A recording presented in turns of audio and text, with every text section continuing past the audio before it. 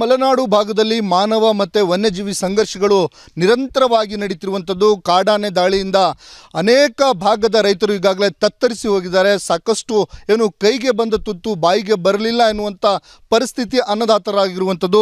ನಿಮಗೆ ತೋರಿಸ್ತಾ ಹೋಗ್ತೇನೆ. ಶಿವಮೊಗ್ಗ ನಗರದ ಹೊರವಲಯದಲ್ಲಿರುವಂಥ ಪುರದಾಳು ಗ್ರಾಮದಲ್ಲಿ ನಿರಂತರವಾಗಿ ಕಾಡಾನೆ ದಾಳಿಗಳು ನಿರಂತರವಾಗಿ ನಡೀತಾ ಇರುವಂಥದ್ದು. ಬಾಳೆ ಆಗಿರಬಹುದು, ಅಡಿಕೆ ಜೊತೆಗೆ ಕಬ್ಬು, ಈ ರೀತಿಯ ಬೆಳೆಗಳನ್ನು ನಿರಂತರವಾಗಿ ಹಾಳು ಮಾಡ್ತಾ ಇದೆ ಕಾಡಾನೆ. ನಿಮಗೆ ದೃಶ್ಯಾವಳಿಗಳು ಸಹ ಕಾಣಿಸ್ತಾ ಇದೆ. ಫಸಲಿಗೆ ಬಂದಂಥ ಅಡಿಕೆ ಮರಗಳನ್ನು ಸಂಪೂರ್ಣವಾಗಿ ಕಾಡಾನೆಗಳು ಹಾಳು ಮಾಡಿದ್ದಾವೆ. ಸುಮಾರು ಇಲ್ಲಿ ಈ ಭಾಗದ ರೈತರು ಪ್ರತಿನಿತ್ಯ ಈ ಸಮಸ್ಯೆಗಳನ್ನು ಎದುರಿಸ್ತಿರುವಂಥದ್ದು. ಒಂದು ಕಡೆ ಅರಣ್ಯ ಇಲಾಖೆ ನಿರ್ಲಕ್ಷ್ಯವನ್ನು ತೋರಿಸ್ತಾ ಇದೆ. ಕಾಡಾನೆಗಳನ್ನು ಬೇರೆ ಕಡೆಗೆ ಸ್ಥಳಾಂತರಿಸ್ತೀವಿ ಅಂತೇಳಿ ಪ್ರತಿ ಬಾರಿಯೂ ಹೇಳ್ತಾರೆ. ಆದರೆ ಕಾಡಾನೆಗಳು ಇಲ್ಲಿ ಬಂದು ಹಾಳನ್ನು ಮಾಡ್ತಾರೆ. ವರ್ಷಾನುಗಟ್ಟಲೆ ಲಕ್ಷಾಂತರ ರೂಪಾಯಿ ಫಸಲನ್ನು ಕಳ್ಕೊಳ್ಳುವಂಥ ಪರಿಸ್ಥಿತಿಗಳು ಈ ಭಾಗದ ರೈತರಿಗೆ ಬಂದಿರುವಂಥದ್ದು. ಬಾಳೆ ಆಗಿರಬಹುದು, ಅಡಿಕೆ ಫಸಲಿಗೆ ಬಂದಿರುವಂಥದ್ದು ಈಗ ಇಲ್ಲಿ ಕಾಣಿಸ್ತಾ ಇದೆ. ಹಿಂಗಾರ ಬಂದಿರುವಂಥದ್ದು ಬೆಳೆಗಳನ್ನು ಆನೆಗಳು ಹಾಳು ಮಾಡ್ತಿದೆ. ಪ್ರತಿದಿನ ರಾತ್ರಿ ಈ ಭಾಗದಲ್ಲಿ ಕಾಡಾನೆಗಳ ಉಪಟಳ ಜಾಸ್ತಿ ಆಗಿರುವಂಥದ್ದು. ಹಾಗಾಗಿ ಅನ್ನದಾತರು ಸಾಕಷ್ಟು ಸಂಕಷ್ಟಕ್ಕೆ ಸಿಲುಕಿ ನಮಗೆ ಪರಿಹಾರವನ್ನು ಕೊಡಿ ಅಂತ ಹೇಳಿ ಒಂದು ಕಡೆ ಕೇಳ್ತಾ ಇದ್ದಾರೆ. ಮತ್ತೊಂದು ಕಡೆಯಲ್ಲಿ ನಾವು ಕಷ್ಟಪಟ್ಟು ಬೆಳೆದಂಥ ಬೆಳೆಗಳು ಹೀಗೆ ಕಣ್ಮುಂದೆ ಹಾಳಾಗ್ತಿದ್ದಾವೆ ಅಂತೇಳಿ ಅಳಲನ್ನು ತೋಡ್ಕೊಳ್ತಾ ಇರುವಂಥದ್ದು. ಈ ಭಾಗದಲ್ಲಿ ನೋಡ್ಬೋದು ಹೇಗೆ ಆ ಫಸಲಿಗೆ ಬಂದಂಥದ್ದು. ಅಂದರೆ ಇನ್ನೇನು ಆ ಫಸಲು ಬಂತಲ್ಲ ಅನ್ನುವಂಥ ಖುಷಿಯಲ್ಲಿದ್ದ ಅನ್ನದಾತರಿಗೆ ಈ ಕಾಡಾನೆ ದಾಳಿಯಿಂದಾಗಿ ಈಗ ಸಂಕಷ್ಟ ಎದುರಾಗಿರುವಂಥದ್ದು. ಇಲ್ಲಿ ರೈತರಿದ್ದಾರೆ, ಅವ್ರನ್ನ ಮಾತಾಡಿಸ್ತೇನೆ. ಸರ್, ಏನಾಗ್ತಿದೆ ಪ್ರತಿದಿನ ಈ ರೀತಿ ಹಾಳು ಮಾಡ್ತಿರುವಂಥದ್ದು? ಎಷ್ಟು ದಿನ ಆಯಿತು, ಎಷ್ಟು ಹಾಳಾಗಿದೆ ಅಂತ? ಒಂದು 4-5 ವರ್ಷದಿಂದ ಪ್ರತಿ ಸಮಯ ಆನೆಗಳು ಬಂದು ಅನೇಕ ಸಾರಿ ನಾವು ಡಿಪಾರ್ಟ್ಮೆಂಟಿಗೆ ಹೇಳಿದ್ರು ಕೂಡ ಅವರು ಒಂದು ಹಂಗೆ ಮಾಡ್ತೀವಿ ಹಿಂಗೆ ಮಾಡ್ತೀವಿ ಅಂತಾರೆ, ಸ್ಥಳಾಂತರಿಸ್ತೀವಿ ಅಂತಾರೆ. ಆನೆ ಮಾಡ್ತಾ ಇಲ್ಲ. ಪ್ರತಿ ಸಾರಿನೂ ಈ ಥರ ನಮ್ಮ ಫಸಲನ್ನು ಹಾಳು ಮಾಡ್ತಾಯಿದ್ರೆ ಜೋಳ ಹಾಳು ಮಾಡ್ತು, ಭತ್ತ ಹಾಳು ಮಾಡ್ತು, ಕಬ್ಬು ಹಾಳು ಮಾಡ್ತು, ಈಗ ಅಡಿಕೆ ಮರ, ತೆಂಗಿನ ಮರ, ನಾವು ಹೆಂಗೆ ಇಲ್ಲಿ ಇರೋದು ಅನ್ನೋದೇ ನಮಗೆ ಸಮಸ್ಯೆ ಆಗ್ತಾಯಿದೆ. ಇದಕ್ಕೆ ಸರ್ಕಾರದವರು ನಮಗೆ ಆದಷ್ಟು ಬೇಗ ಪರಿಹಾರ ಕೊಡ್ತೀವಿ ಅಂತಾರೆ. ಆಮೇಲೆ ಪರಿಹಾರನೇ ಬಂದಿರಲ್ಲ. ನಮಗೆ ಸುಮ್ಮನೆ ನಮ್ಗೆ ಹತ್ರ ಅರ್ಜಿ ಕೊಡಿಸಿ ಅಂತ ಅದಕ್ಕೊಂದು 2-3 ಸಾವಿರ ರೂಪಾಯಿ ನಾವು ಹಾಳು ಮಾಡಿ ಕೆಲಸ ಹಾಳು ಮಾಡಿಕೊಂಡು ಹೋಗಿ ಮಾಡ್ತೀವಿ, ಪರಿಹಾರ ಬರೋಲ್ಲ. ಈ ಥರ ಒಂದು ವ್ಯವಸ್ಥೆ ಆಗ್ತಾಯಿದೆ. ಅದಕ್ಕೆ ನಮಗೆ ಆನೆಗಳನ್ನು ಇಲ್ಲಿಂದ ಸ್ಥಳಾಂತರಿಸೋದೇ ಒಳ್ಳೆಯದು ಅಂತ ನಾವು ಭಾಳ ಸಾರಿ ಅವ್ರಿಗೆ ಮನವಿ ಮಾಡಿದ್ವಿ. ಅವರು ನಿರ್ಲಕ್ಷ್ಯ ಮಾಡ್ತಾರೆ. ಅದು ಇದು ಮಾಡ್ತೀವಿ ಅಂತ ಹೇಳ್ತಾರೆ, ಸೋಲಾರ್ ಮಾಡ್ತೀವಿ ಅಂತಾರೆ, ಮಾಡೋದೇ ಇಲ್ಲ. ಇಲ್ಲಿ ಈ ಥರ ತೊಂದರೆ ಕೊಡ್ತಾ ಇದ್ದಾರೆ. ಅದಕ್ಕೆ ಸರ್ಕಾರ ಬೇಗ ಎಚ್ಚೆತ್ತುಕೊಂಡು ನಮಗೆ ಅದು ಒಂದು ಸೂಕ್ತವಾದ ಪರಿಹಾರ ವ್ಯವಸ್ಥೆ ಮಾಡಬೇಕು. ನಾವು ಬದುಕಬೇಕು ಅಂದರೆ, ಇಲ್ಲದಿದ್ರೆ ನಾವು ಊರು ಬಿಡ್ಬೇಕು ಇಲ್ಲಿಂದವ.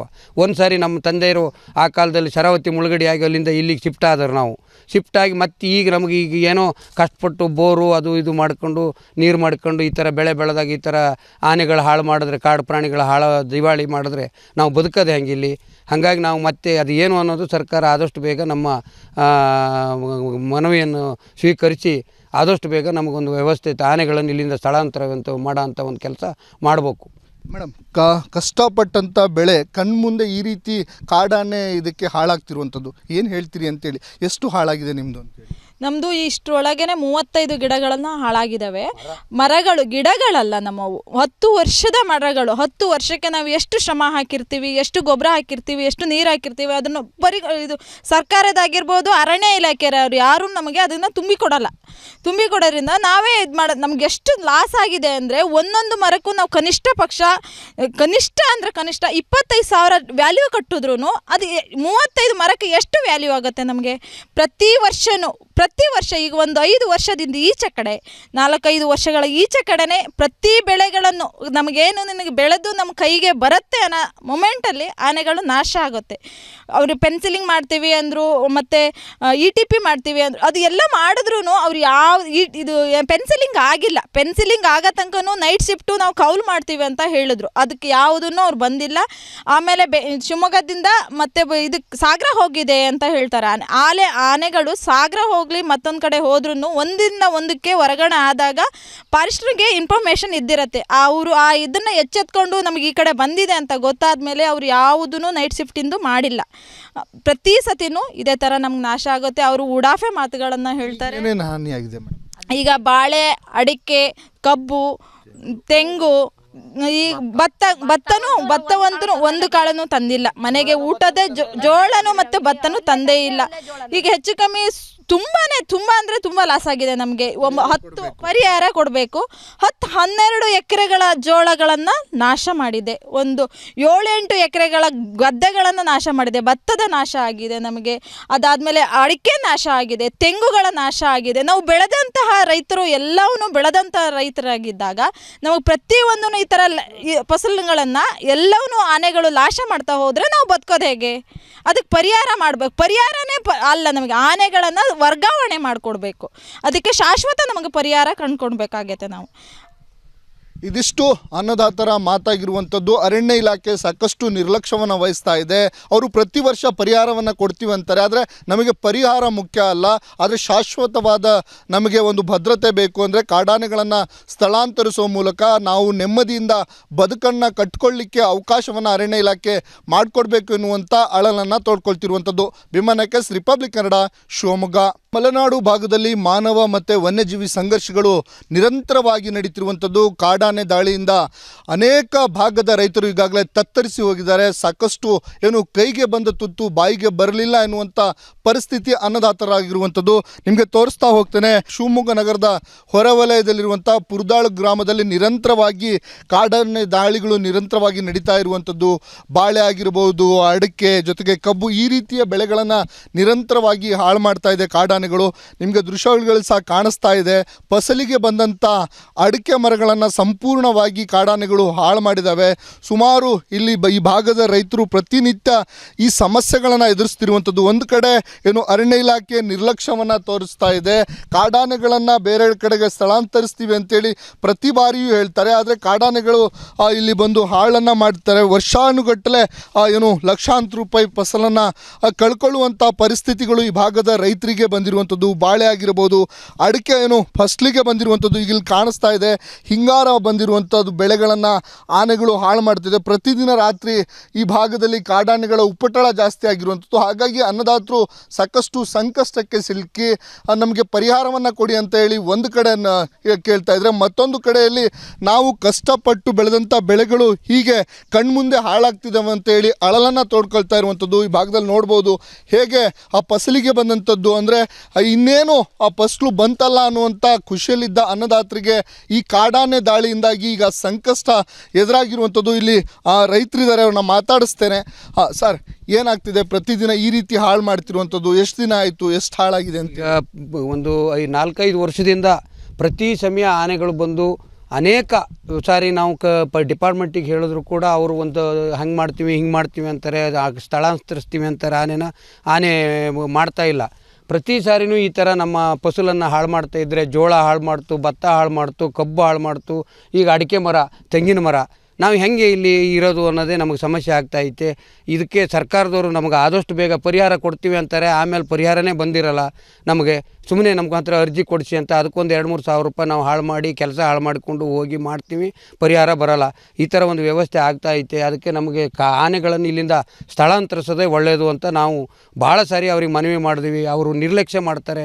ಅದು ಇದು ಮಾಡ್ತೀವಿ ಅಂತ ಹೇಳ್ತಾರೆ, ಸೋಲಾರ್ ಮಾಡ್ತೀವಿ ಅಂತಾರೆ, ಮಾಡೋದೇ ಇಲ್ಲ. ಇಲ್ಲಿ ಈ ಥರ ತೊಂದರೆ ಕೊಡ್ತಾ ಇದ್ದಾರೆ. ಅದಕ್ಕೆ ಸರ್ಕಾರ ಬೇಗ ಎಚ್ಚೆತ್ತುಕೊಂಡು ನಮಗೆ ಅದು ಒಂದು ಸೂಕ್ತವಾದ ಪರಿಹಾರ ವ್ಯವಸ್ಥೆ ಮಾಡಬೇಕು. ನಾವು ಬದುಕಬೇಕು ಅಂದರೆ, ಇಲ್ಲದಿದ್ರೆ ನಾವು ಊರು ಬಿಡ್ಬೇಕು ಇಲ್ಲಿಂದವ.